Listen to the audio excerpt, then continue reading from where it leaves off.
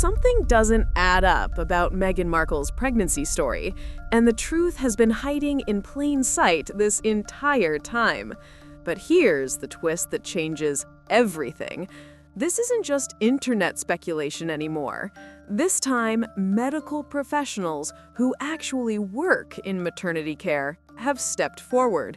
And what they're saying about the timeline Harry described in his memoir, about the procedures, about the protocols, about what's medically possible, it tears the official story wide open. And once you hear the details, you'll start asking the same question thousands are now asking. What really happened the night Archie was born? Let's go back so you understand everything much better. Remember Harry's memoir, Spare? It was supposed to be raw and honest, a look behind palace curtains. But buried inside all the emotion and family drama was one paragraph that quietly detonated everything. Meghan had 2 epidurals, gave birth at Portland Hospital, and they were home at Frogmore Cottage within 2 hours. 2 hours. To most people, that sounds fast. To anyone who has ever experienced birth, that sounds unbelievable. But to medical professionals and hospital insiders, that timeline isn't just suspicious, it's impossible. And that's just the beginning. Because when you start examining the medical details Harry casually mentioned, when you map out the geography, when you look at what royal protocol requires, when you compare the hospital he described to the actual facility, the cracks don't just appear, they split the entire story wide open. So stay with me, because what you're about to discover will make you question everything you've been told about this royal birth. Let's break this down simply. Portland Hospital to Frogmore Cottage is a 1-hour drive on a good day. So if they were home 2 hours after birth, that means the birth happened. Meghan recovered from 2 epidurals. Yes, you heard me right, not 1, but 2 epidurals. Doctors monitored her, nurses checked the baby, discharge papers were completed, bags were packed, security was arranged, and then they drove an hour home. All inside 60 minutes. Not possible, not medically safe, not permitted under hospital protocol. And the epidural detail makes the story even stranger. An epidural isn't something you get twice like snacks at a buffet. It uses 1 catheter placed in the spine. Even changing that catheter mid-labor is extremely rare. So when Harry claims Meghan had 2, doctors raised eyebrows. 2 epidurals would mean 2 separate spinal procedures, each requiring setup, placement, testing, and monitoring. There is no world, not even a royal world, where a woman has 2 epidurals, a full delivery, post-birth checks, and a 1-hour drive home, all inside 2 hours. This wasn't a timeline. This was a script written to sound dramatic, but not to match reality. And the doubts grew even deeper when we examined the location itself, because the version of Portland Hospital that Harry described does not exist. Before Meghan, Portland Hospital was already famous, not for luxury alone, but for being one of the most private maternity clinics in the country. But here's the truth you never see on magazine covers. Portland Hospital is not built like a standard emergency hospital. It's a specialist facility that handles complex maternal care, neonatal emergencies, high-end accommodation. But if something goes wrong beyond their limits, Portland's protocol is clear. They transfer the patient quickly. Now compare that with Harry's description. A dark, calm room, candles glowing, a birthing ball, a spa-like tub, a relaxed environment with minimal intervention. This isn't how Portland handles high-risk births. This isn't how Portland handles epidurals. And this absolutely isn't how Portland handles any case where medication is involved. Hospital insiders have confirmed.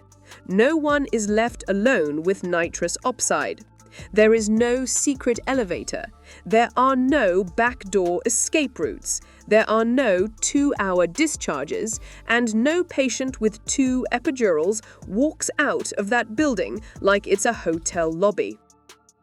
So if the room Meghan described was dimly lit like a wellness retreat, if candles flickered softly while labor progressed, if Harry was inhaling nitrous oxide by accident or for fun, then the question becomes simple.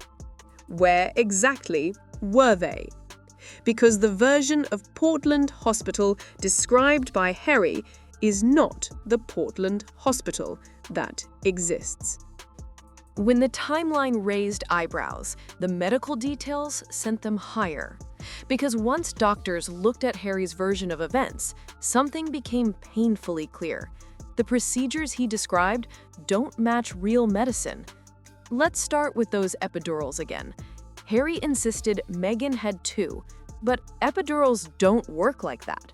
When a woman gets one, a tiny tube, a catheter, is placed carefully into her spine.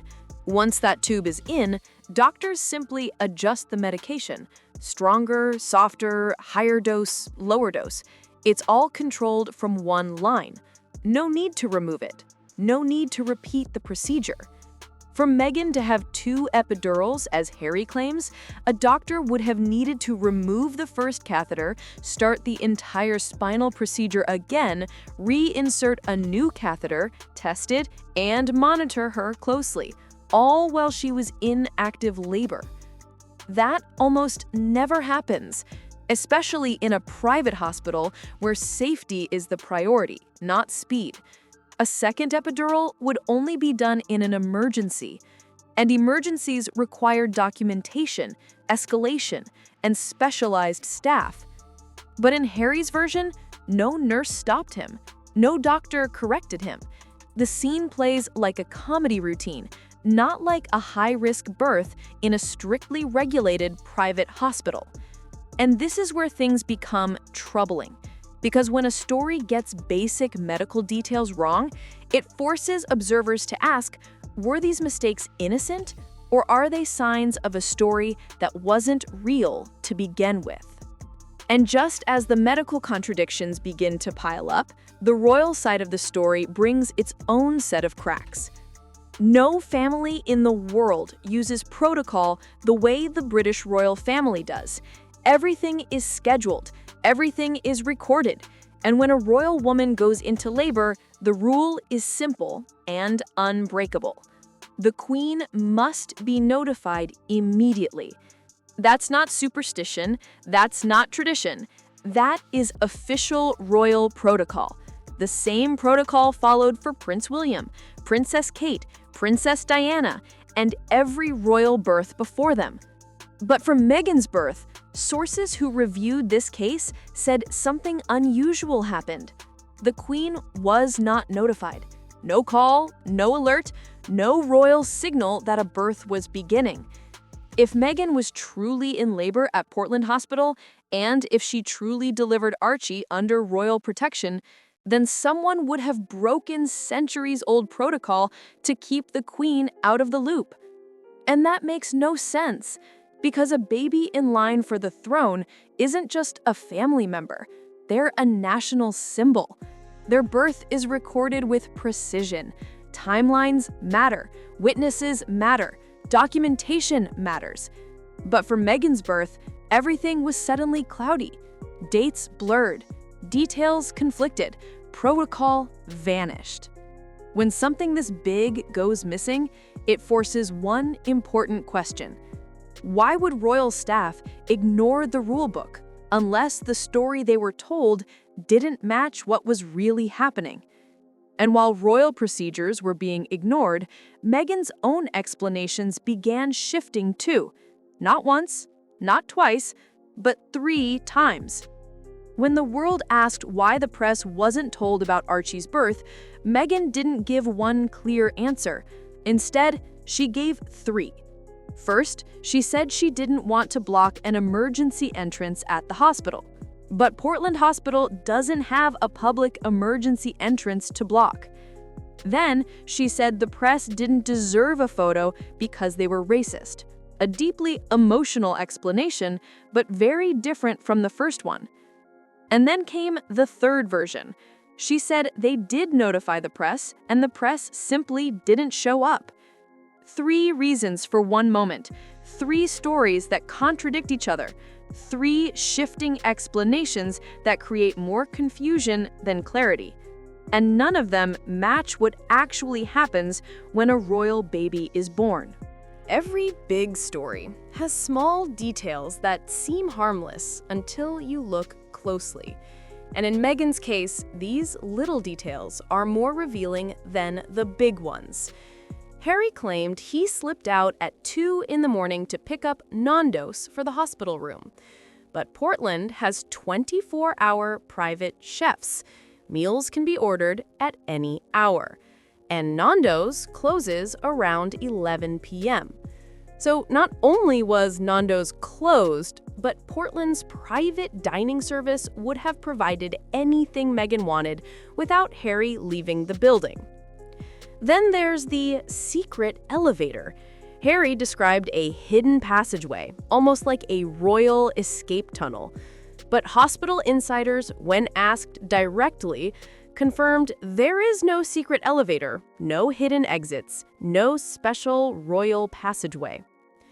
And now we reach the final part of this exposé, the part where everything comes together. Every story Meghan and Harry have shared about Archie's birth was wrapped in warmth, candles glowing, dim lights, soft music, a magical rush out of the hospital to their peaceful home. It sounded like a fairy tale, a curated moment, a perfect memory to protect. But fairy tales only work when no one looks behind the curtain, because once you pull it back, the glow fades, the questions appear, and the truth begins to breathe on its own. The insider testimony, the impossible 2-hour timeline, the 2 epidurals, the laughing gas, the missing royal protocol, the luxury hospital that doesn't match the story, the high-risk pregnancy wrapped in a low-risk fantasy, the trips, the flights, the flawless public appearances, the quiet contradictions, secret elevators, closed restaurants, and conflicting witnesses. All these pieces form a pattern too sharp to ignore. This isn't about gossip. This isn't about opinions. This is about a story that was told one way and lived another. So as this mystery keeps unfolding and as insiders continue to speak quietly from the shadows, one question now echoes louder than ever. Do you believe the official version, or do these contradictions make you question everything? And if someone finally came forward with proof, hospital records, timelines, documentation, whose story would you trust? Drop your thoughts below. I read every comment, and they shape what we investigate next. If you want to be here when the next revelation drops, when this story finally cracks wide open, hit that subscribe button and turn on notifications right now. Because the truth is stepping into the light, and you won't want to miss what happens next. And if you're ready to see how deep this pattern goes, watch our breakdown of Andrew Evforen's interview disaster. Same palace playbook, different royal scandal. It's linked on your screen. The fairy tale is fading, and the truth is stepping into the light, no matter how carefully someone tries to hide it.